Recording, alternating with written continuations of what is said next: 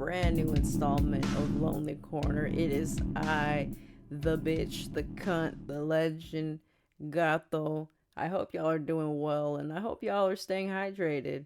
I know that this heat wave, especially if you're on the West Coast, you are getting your ass beat by this heat wave because, as we all know, and there's evidence, I'm not gonna argue, global warming is a thing, and every year the oven settings of this earth raises every fucking year, and it's just gonna get wilder and crazier.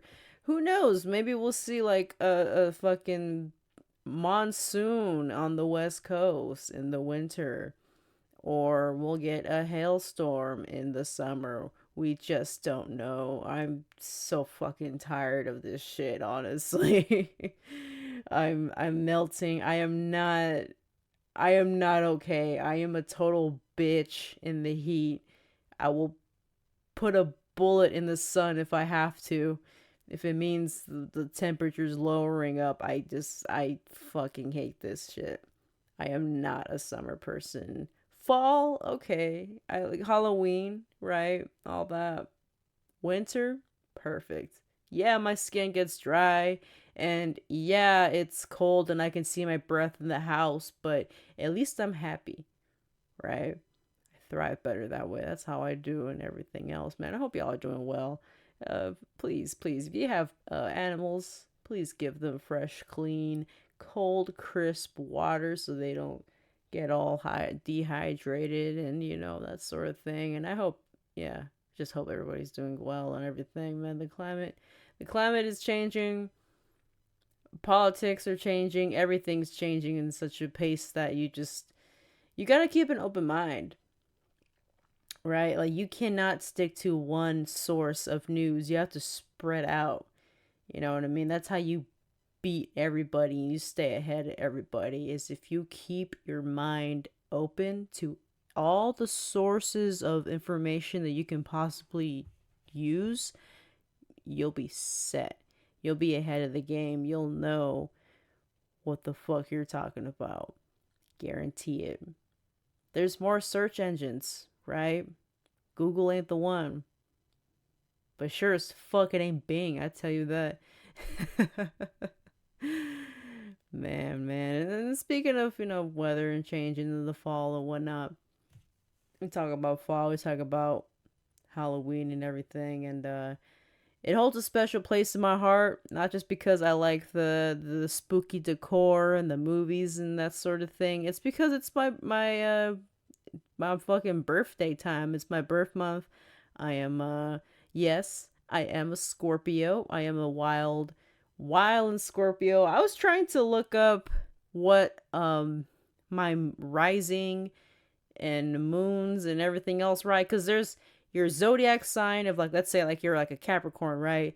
But then you could also be like a rising Mercury, and then moon planet Mars, right? Like, it's different.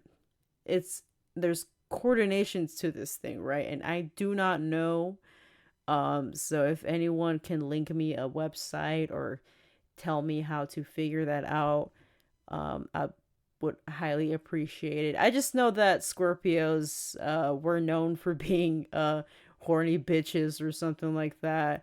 Horny, wildin', secretive, mysterious, and unfortunately that's that kind of fits my persona pretty well. Unfortunately, I am a walking stereotype. Unfortunately, I cannot beat the Scorpio allegations. I apologize. But yeah, I'm gonna be turning 25, man. Quarter of a century, man. And man, I don't know, everyone treats their birthdays differently, at least with me, right? Like, whenever my birthday approaches, I get so weirded out by the idea of growing older every year, right?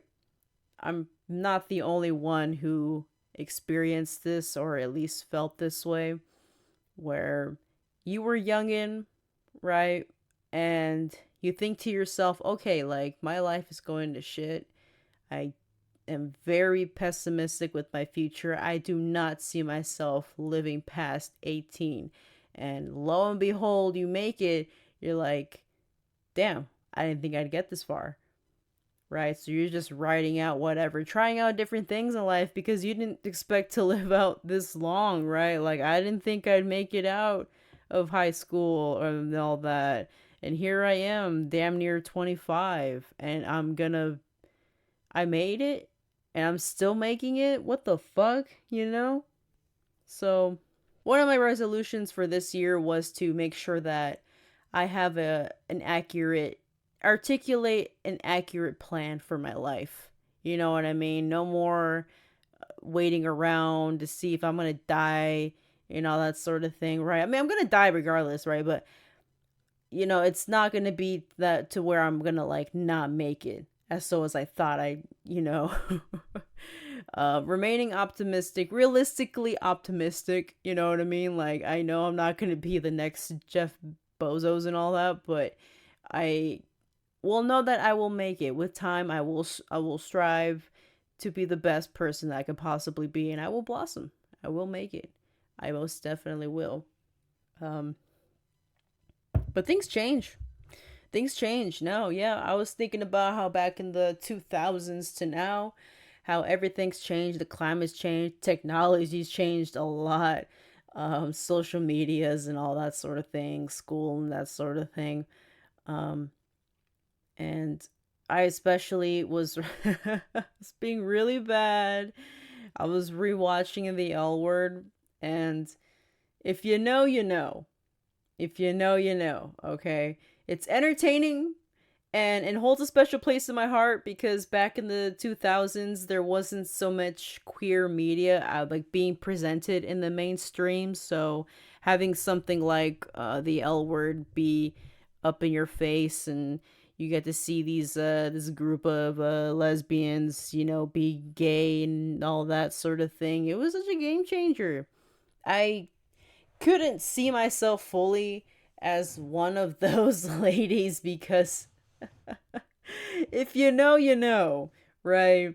Everyone's cheating and lying and that sort of thing, so you just know like that's not you, dog. Please don't be like that. Please don't be like a Bet or a Shane. Don't. If you know, you know, right? Yeah, that's that's one thing, right? But looking back at myself, right, when I was gay, coming up and everything else, right, and all these years of being out and about, right? Um, I try to expose myself to media and everything, at least something of that nature, you know what I mean? Because, like I said, there wasn't so much. But then, the rise of YouTube, right? I would say maybe like roughly around the late 2000s was when more and more people were starting to get on YouTube, more common folk, not just like, random techies that would be on there, right? It was just more common people, kids my age during that time, or people like older, right? People who were like, teenagers in the 2000s, right? The 90s, my bad. And they're, showing up on the YouTubes and showing the world, what it means to be gay and everything. And I've learned, I remember like back in like 2008, 2009, being exposed to queer content creators and seeing how during those times it was so new to me, right? Like being a baby gay and everything, like having like these people be kind of showing you the ropes and telling you, like, you start learning about lesbian stereotypes and then you start tripping out and shit. Like, what the fuck would someone move in after you meet them 3 days later? That's fucking weird. And then as you grow up and you experience that, you understand. You're like, damn, I want to get that person's name tattooed on my neck ASAP, right? And it was great, you know what I mean? But like, I feel like back in those times, at least from my experience, right? Like, I'm talking about like the late 2000s, right? So 09, 08, 09, and then the early 2010s, right? It was such a niche community, right? Where we were there, but like we weren't like in the front page and everything. Like these days, right? Like I noticed with like this year's Pride Month, YouTube put in like a montage of queer content creators, TikTokers and YouTubers alike, or just celebrating being out and being up and about. And I was so I was so happy because during those times when I was coming up, and then people, if you're older than me, right, you know exactly what the fuck I'm talking about. Like, it was not easy. That shit is not rough, and to this day it's not, right? But at least there's more information, a lot more resources compared to back in those times, back in the Stone Age. You know what I'm saying? So it made me really happy, so happy. I just it just made me feel really really good, very warm, right? um a lot more queer youth alliances, the GSA clubs.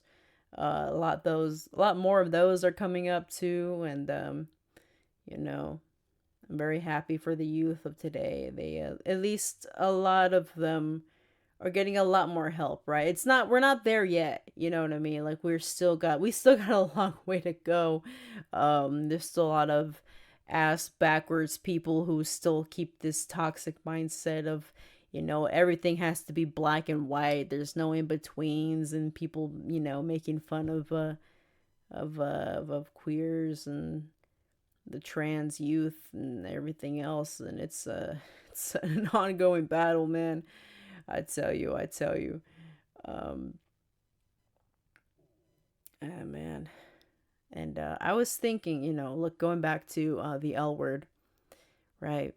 And this is a question, right? So if you are lesbian or queer, or just queer in general, right? If you're in that umbrella and you watch media, LGBT media, specifically movies, you will notice this ongoing trend that 9 times out of 10, these movies are depressing. These movies are fucking depressing, right? Like, a while back, I would say maybe like 2 or 3 months ago, I was watching this movie where it was like, I can't find the name. When I find the name, I'm gonna put the name in the description. I'm gonna do it. I'm gonna do it. Um, of this one movie. So it takes back, like, I would say, like, in the pioneer days, right? So like these, like, cottagecore, right? Think cottagecore, but like they were actually living it, right? Riding horses and husbands and that sort of thing, right? And it was just these two housewives, right? They were their neighbors, right? And housewives hang out, friends, and they realize, oh shit, you make me happy, da da da. And then they're hooking up and that sort of thing. And then it it was so wholesome. Like, the thing was that they wrote letters to each other, and they were so it was so gay. This shit was so gay. Like, that's like that kind of shit where you think about the person that you have a crush on, and you're like, oh man, wouldn't it be cool if we lived in a cabin and we rode horses and made pies together, right? That's the movie, right? In the beginning, right? You ignore the fact that they're married and they're cheating, right? You think, oh damn, that's oh, excuse me, that's the dream, right? But then no. Um Eventually one of the wives' husbands finds out, and he ends up poisoning her. And then she just fucking died. And it's an ongoing fucking, like, it's like a fucking, what is, like, a subgenre of, like, queer media where, like, everything is so depressing, or they're cheating, right? Like, it's something along those lines. Or it's something of, okay, I am a older lesbian, I just divorced my husband, he never gave it to me right. And then now I met this younger lesbian, and now I'm gonna go and fuck her, and whoa, it's amazing, and damn, you fuck good, can we marry? And then that's like the ongoing fucking what is it, like, theme to it, right? Like, that's the theme of all these fucking movies. And I just want to know, like, why is it that we don't get enough movies like Love, Simon? You know what I mean? We don't get enough movies like that. It's always something that's not very wholesome, right? It's always someone committing adultery or someone just fucking dying. I don't know what that is, dude. I really don't know. It's like they carried the L word blueprint and they printed out to every other fucking movie. I don't like it. I really, really don't fucking like it. I don't fucking get it, dude. Mm-mm. It's not it. It's not the vibe. I tell you that, dude. I tell you that. Man, man, oh man, oh man, oh man. I just keep truth be told, I am not one that really goes out and like socialize like that. Like that's one of the things that I'm changing with myself is learning to socialize and to be more extroverted than allowing my introverted tendency to take over. Um but I'm not too in tuned with the community and like the gay community, right? However, what I have observed the times that I have been out and about, and mainly online too, what I see is that there is a lot of turfs in the lesbian community, and it's driving me fucking nuts, right? I will give an example. This YouTuber, and it's really fucked up how this YouTuber came to be the person that they are today because it's really fucking sad to see this transition of a person. This YouTuber that goes by the name of Ariel Scarcella. I used to watch her way, way back in the day. Like, she was one of the first queer YouTubers that I used to watch when I was in middle school.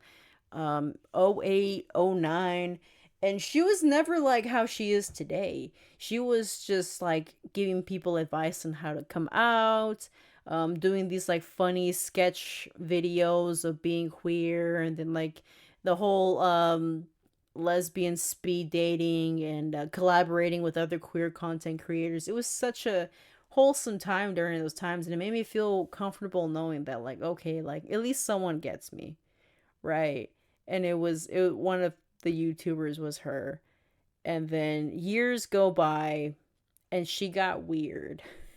She got really weird, and then she just ended up being like this crazy person that likes to, the way that I like to describe her now is that photo of the person that's on the bicycle, and they themselves put a stick through the spoke of the bicycle, and they trip over, and they like, as they're like holding their knee, they're like, oh damn, somebody other than me, right? Ariel likes to put these scenarios out there where it's like, oh, the best example is that she likes to point out how trans lesbians will call her transphobic for not sleeping with her. But she says this so many times in a lot of videos and uses this like one example of painting, all these trans women as predators and such. And it's so fucking weird, dude. It's so fucking weird, right? Like, do you when it comes to politics, right? Like, red, blue, independent, right? You do you, man. I don't give a fuck. I don't give a fuck. Take politics out of me because I am not political. Get me out of that shit, right? But that's you, do you, right? But she is weird in the sense that she is like really latching on to the narrative of like, oh, we need to bring back lesbians and that sort of thing. And then it's like, it's so baffling, right? Because she's not the only one. She's really not. And I remember like hanging out in like queer spaces back in the day and like seeing like how like these certain gals would just be like mouthy about like, oh, I wouldn't date a trans woman and that sort of thing. And it's like, okay, dude, like you're allowed to have your preferences, right? Like you are allowed to say I don't want to date whoever, right? That's cool. You do you, right? But to keep on repeating on that phrase and to then fucking downplay, not downplay, what the fuck, right? They like to paint trans women as predators or as like all these crazy stereotypes and hurtful, meanful, like mean things, dude. And it makes no fucking sense why you gotta be that way, right? They're the type to say all that shit and then wonder why the queer community is so divided, right? It's because these are the type of like lesbians, lesbians like Ariel Scarcella are the reasons why, you know, people have such a hard time combining all the letters in LGBT, right? They like people like Ariel are the reason why like the T cannot, you know, unify with everyone else, because although yes, it's different, right? Sexual orientation and gender identity, right? The atmosphere, it's tense. It's tense. I don't fucking like that. I don't fucking like that, right? You gotta let people be. You gotta let people be. You gotta understand that people are gonna live their lives, right? Craziest video that she ever made. And this is one that, right, and keep in mind, like, after Ariel subscribed to this whole, like, crazy, like, right wing, stereotypical propaganda ass bitch, like, I stopped watching her videos. I just unsubscribed. I just never looked back. But her videos keep on circulating because she says a lot of outrageous shit, right? One of the things that she pointed out, or like made a video of, rather, was back when Elliot Page came out, right? Dude came out. He was like on a front cover of a magazine and was just talking about how he's, you know, he's living his life, man. Dude being a dude, right? Good for him. King shit, right? But Ariel, for some reason, had to make it all about her and about, you know, lesbian identity, right? She's like being fucking passive aggressive with him. Like, she was just like downplaying.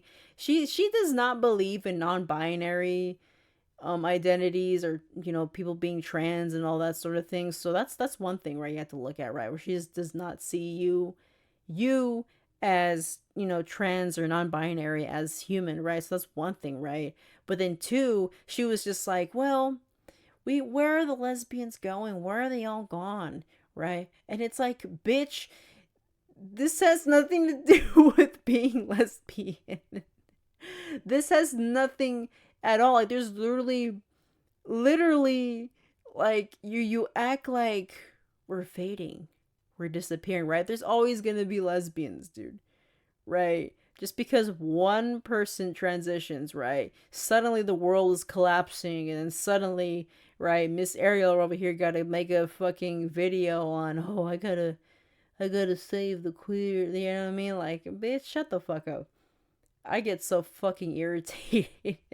I get really fucking irritated, man. Like, when I would drink and I would be really drunk and I would, you know, hop on Twitter, my usual, right? Usual, you know, activities. Fuck, like, during those times when I would be drunk, it would always be like a clip of Ariel's videos, like, circulating on Twitter. And I always gotta point out, like, dog, like, that she, listen, y'all, and I still believe this wholeheartedly percent, like, I will keep on saying this, right?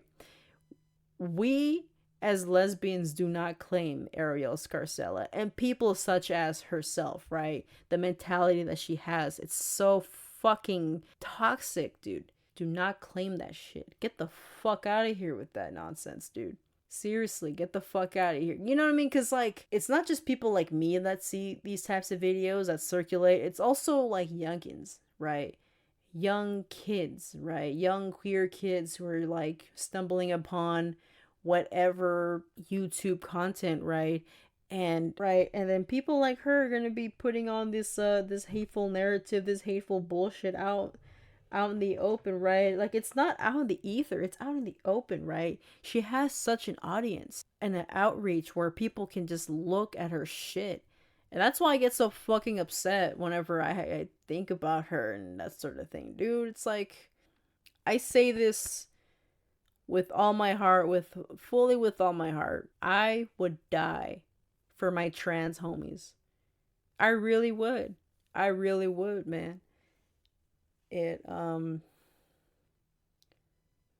only am I gay, right? Not only am I queer and lesbian and all that, but I'm also Mexican, right? And if you're Mexican or if you are a child of immigrants, right, you know what it's like to have the old school generation, right? That old machismo generation spew that bullshit at the house, right?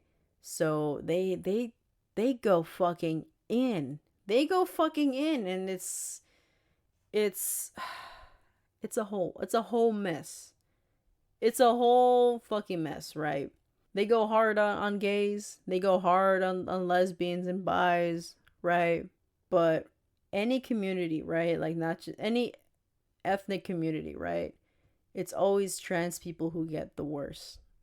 They get the worst bit of it, right? And look, this isn't a competition, right? People, everybody across the board has lived different lives and lived different experiences, right? But statistically speaking, trans folk have it the worst. They really do. And so whenever I think about my loved ones, people who I've met across my lifetime who are trans and they're living their lives, or they're or I find out that they're transitioning, or they're like in like the later stages of transitioning, um I just hope that they are safe. I hope that they're doing well, and I hope that everything is going good, because I just don't like the statistics. Legislations are not in the favor, right? Even if we live in a blue state, at any moment rights can be just taken away, right? We seen it, right, with the Supreme Court and Roe versus Wade, right? And it just keeps on going backwards, right? I get emotional. You know what I mean? Like I have such a big heart, and I love all my loved ones, and I love everybody, you know what I mean? And I would die for them. I would die for you. If you're in my life and you mean something to me, I would die for you. I'm pretty sure, I am confident, full-heartedly, I can say this with my chest as well. Someone in Ariel Scarcella's life hurt her, right? Someone did her dirty. Someone either cheated on her or came out as trans when she was dating this said person or whatever, you know what I mean? I'm pretty sure something along those lines happened, right? This one event happened that changed her whole mindset, and now she's carried on that pain and is continuing to inflict it on others, right? And especially her supporters, like her supporters are fucking wild. Like every time I tweet about her, they attempt to drag me and everything, and I don't care. I fucking don't care. They will, you're right, deny it and say no, I'm speaking facts. Right, but you look at that and it's not, it's just a facade. It's a mask that they're putting on to mask on some sort of a pain that they've latched on and they have yet to let go. You know what I mean? It's usually something like that, right? And I genuinely hope that she finds some peace with that and change her heart. When you have friends, when you are interacting with loved ones, family, friends, co-workers, people that you live with, right? You can agree to disagree on things such as, okay, movie A is better than movie B. Okay, I don't agree. I'm a huge movie B fan, but we can agree to disagree, right? But when it comes to human rights, a person's autonomy, right? We can't disagree on that sort of thing, right? We can't do that. These are people's lives. These are people's whole lives that you're disagreeing on. You can't. No, no, no. you can't. No. I tell you. To kind of end off on this whole note and everything, right? Fuck J.K. Rowling. J.K. Rowling a bitch.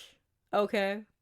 And all of her, supporters saying, oh, she's not, you took her tweets wrong, dog. Nah. Nah. There's no way in hell that you can defend J.K. Rowling after all those tweets, all that evidence. Nah, you can't say that she's not transphobic. That bitch is transphobic, and that's like the biggest disappointment I've seen. Everybody knows. Okay, I'm gonna ruffle some feathers, okay, but I don't care. No, no, no. Everybody knows that J.K. Rowling got the idea of Harry Potter because of Naruto. Without Naruto, there wouldn't be a Harry Potter. I will not explain. You will investigate. Take all this that I just said to you, ingest it, let it marinate in your system, right? And the dots will connect. And then come back to me and tell me that I'm right. Because I'm not the only one that thinks this way. Someone pointed it out to me, and I said, huh? And they explained it to me. I was like, damn, bitch, you right. And that's that. And that's that. That's that. Yeah. Anyways.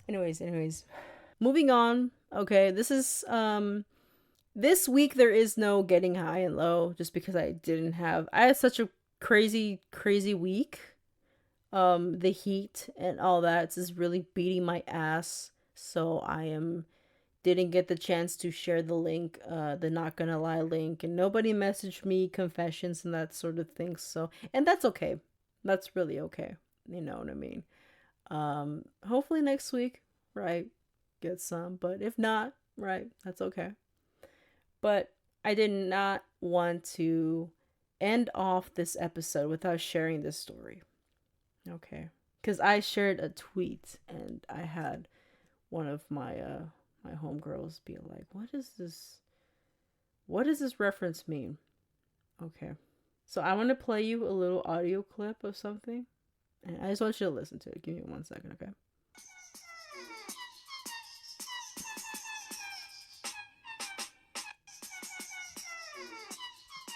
Okay, everybody who has TikTok, Twitter, Instagram, right? Any social media application that plays audio, you have heard this audio snippet and you're like thinking like, what the fuck, right? Well, I want to put you on, right? So that audio comes from a Reddit story that someone shared literally 3 days ago. Wow, oh shit, I didn't know it was this recent. So this, you know, and for those who don't know, right, Reddit is like a forum website, right? And there's like subgenres in it, so you can be like within a community, right?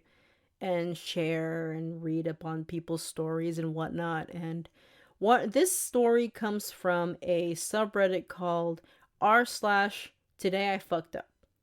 And I will read to you the story of the origins of that clip. Alright, so it goes. The title, right?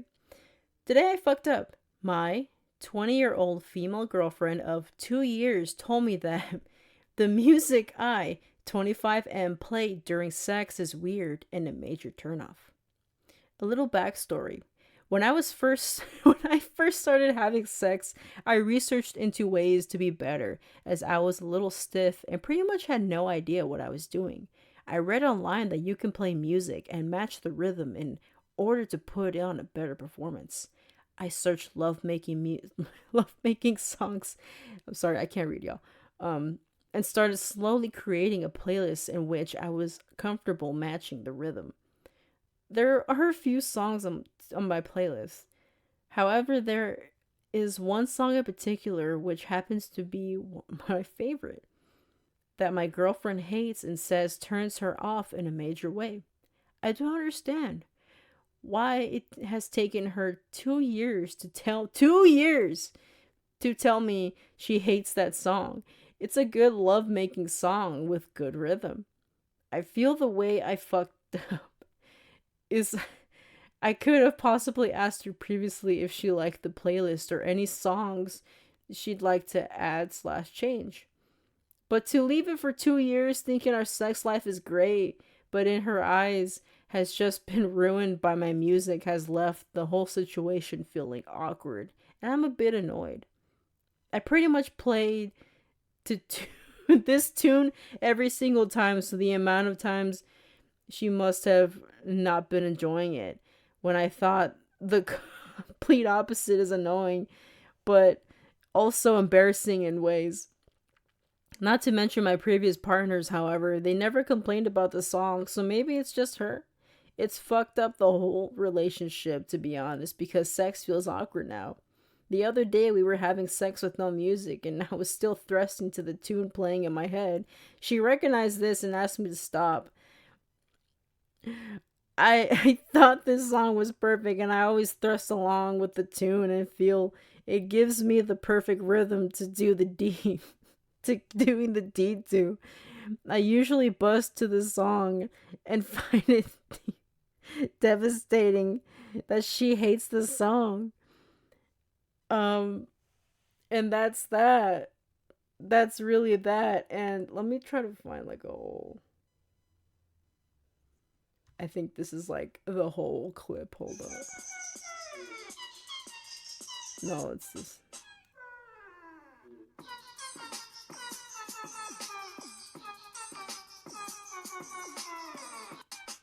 Okay, so I think the tempo is pretty slow, right? So for someone with like a wiener, right, they're thrusting to that kind of beat. I feel as though it would be the same. It would be the same as if you were to like, damn, I don't really don't know. I just one day I just woke up and this crappy fucking instrumental kept playing. And I thought, what the fuck is going on now? What trend? What's going on, right? And I read this story, and you know, it could be fake. This could be one of the best shit posts that I've seen in a while. And if that's the case, kudos to that person who wrote it. But if this is real, right? And a lot of people think that it's not real, but listen, there are a lot of people out there who do a lot of crazy shit, right? You think that, right, there's no such thing as fan fiction of John Cena and like Barack Obama, but someone's made it. Someone's thought of it and thought, I gotta put this out there. And they did it. So don't think that people like this Reddit poster don't exist. They do. So there is a good chance that this is real, and that they really did for the past 2 years fucked their girlfriend to this crazy instrumental. That's insane. That's insane. That girl right there, right? She is braver than the troops. I tell you that. She is braver than the whole United States Army for having to endure that crazy crappy song for 2 years. Out your goddamn mind. Holy shit. Holy shit. That's insane, dude. That's fucking insane. I I gotta look it up. I gotta look this up. Oh, this person did 18 hours ago. This person did a follow up of oh, okay. So there's actually a follow up to the poster who created that post. On the same subreddit, today I fucked up. This is like a update, right? Posting on Reddit about our sex life with CBAT, CBAT. I think that's the name of the musician that created that beat. And now our relationship has ended. Okay, this exploded more than I expected and has been a bit overwhelming with the messages and thought I'd give an update. The attention hasn't exactly been positive, and this hasn't been the best thing to happen for my relationship, and it's now sadly ended. I didn't expect it to blow up so much. I should have used an anonymous name instead of my real name and our real ages. There aren't many 25-year-old Taylor lives who are in a relationship with a significant other who's for 2 years who is 20.